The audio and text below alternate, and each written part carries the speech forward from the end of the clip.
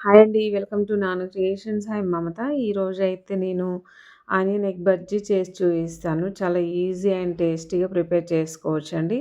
ఇంట్లో ఉన్న ఇంగ్రీడియెంట్స్‌తో చాలా సింపుల్ అండ్ టేస్టీగా ప్రిపేర్ చేసుకోవచ్చనమాట. ఓకే ఫ్రెండ్స్, ఇంక వీడియోలోకి అయితే వెళ్ళిపోదాము. చూసారు కదా ఎంత నీట్‌గా కనిపిస్తుంది. టేస్ట్ కూడా అంతే బావుంటదండి. చాలా చాలా బావుంటుంది. ఈజీ ప్రాసెస్ అనమాట. చూడండి ఎంత చాలా బాగా అనిపిస్తుంది కదా! తింటే సూపర్ టేస్ట్ అనమాట. ఓకే. ప్రాసెస్ ఏంటనేది కంప్లీట్‌గా చూపిస్తాను. వీడియో చివరి వరకు చూడండి ఫ్రెండ్స్. లైక్ చేయండి, షేర్ చేయండి, సబ్స్క్రైబ్ చేసుకోండి. ఓకే. వీడియోలోకైతే వెళ్ళిపోదాము. ఇక్కడైతే నేను ఒక 5, 6 మీడియం సైజ్ ఆనియన్స్ కట్ చేస్తున్నాను అనమాట. చూడండి ఆనియన్స్ అయితే మనము వీలైనంత సన్నగా కట్ చేసుకోవాలి.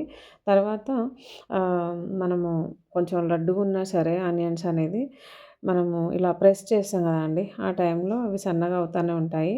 ఇంక దాంట్లోకైతే నేను టేస్ట్‌కి సరిపడా సాల్ట్, కొంచెం పసుపు, అల్లం పేస్టు, కొంచెం గరం మసాలా, కొంచెం చికెన్ మసాలా మన దగ్గర ఏది ఉంటే ఆ స్పైసెస్ వేసుకోవచ్చండి. చాలా బావుంటాయి. కొంచెం వంట సోడా వేశాను. ఫైనల్‌గా కొంచెం కారం, కొంచెం కొత్తిమీర వేసుకున్నాను. ఉల్లిగడ్డలలో మనకి బాగా వాటర్ ఉంటది గదా! ఆ వాటర్ అంతా బయటకొచ్చేలాగా ఆహ్, చేయితోటి గట్టిగా ప్రెస్ చేస్తూ కలుపుకోవాలి అన్నమాట. తర్వాత ఒక టీ గ్లాస్ వరకు నేను శనగపిండి తీసుకున్నాను. దీన్నైతే జల్లిస్తున్నాను అనమాట. జల్లించుకుంటే మనకి పిండనేది చాలా సాఫ్ట్‌గా ఉంటుంది గదా! ఉండలు లేకుండా. ఈ ఉండలనేది మనకి ఈ విధంగా వస్తుంది. దీన్ని పడేసుకోవచ్చు. ఇంకా దాన్ని చిదిమేసి అందులోనే మళ్ళీ జల్లించుకోవచ్చనమాట. నేను పడేసాను. ఓకే ఫ్రెండ్స్, ఇంకేది చూసారా నేనైతే ఇది బాగా కలిసేలాగా బాగా కలిపేసుకున్నాను. ఇలా కలుపుకున్న తర్వాత ఫస్ట్ నేను ఒక 4 ఎగ్స్ అయితే ఉడికించాను అనమాట. ఉడికించిన తర్వాత పొట్టు తీసేసుకొని ఇంకా ఈ కలుపుకున్న పిండి ఉంది గదా అండి!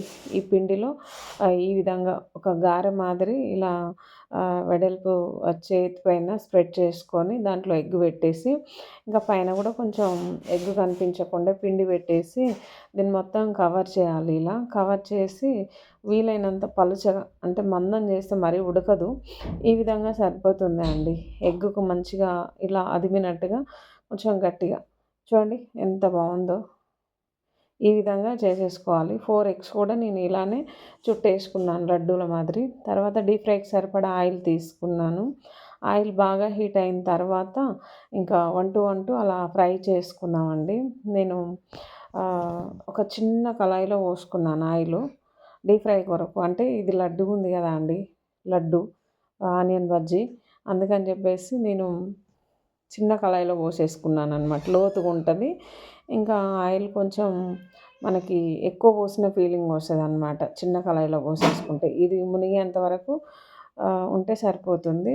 తర్వాత దీన్నైతే మంచిగా లో ఫ్లేమ్‌లోనే ఫ్రై చేసుకోవాలి అనమాట. లో ఫ్లేమ్‌లో ఫ్రై చేసుకుంటే మనకు లోపల ఉన్న పిండంతా కూడా పర్ఫెక్ట్‌గా ఉడుకుతుంది. ఎగ్ కూడా మంచిగా ఫ్రై అవుతుంది. కొంచెం కూడా ఖరాబ్ అవ్వదండి పిండి. ఆహ్, అంటే ఏమంటారు దాన్ని?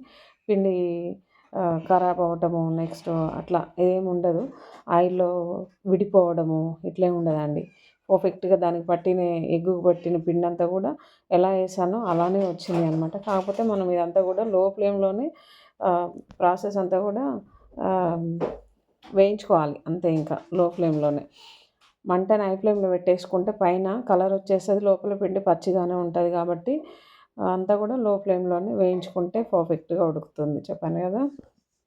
ఓకే ఫ్రెండ్స్, ఇదైతే ఇంకా 2 సైడ్స్ కూడా మంచిగా కలుపుకోవాలి అనమాట.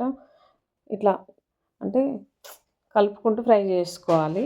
మాడిపోకుండా ఒక సైడే ఉంచితే మాడిపోతుంది కదండీ! అన్ని సైడ్స్ కూడా ఈవెన్‌గా మంచి గోల్డెన్ బ్రౌన్ కలర్ వచ్చేంత వరకు ఫ్రై చేసుకుంటే సరిపోతుంది. చూడండి ఈ విధంగా వస్తే సరిపోతుంది. తర్వాత ఇంకా రిమైనింగ్ కూడా వేయించేసాను.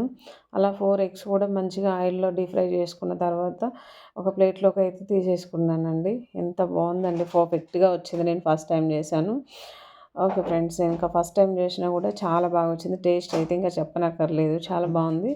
ఇంకా చూడండి ఇది టమాటో సాస్ తోటి తింటే ఇంకా చాలా బావుంటుంది. నా దగ్గర లేకుండే.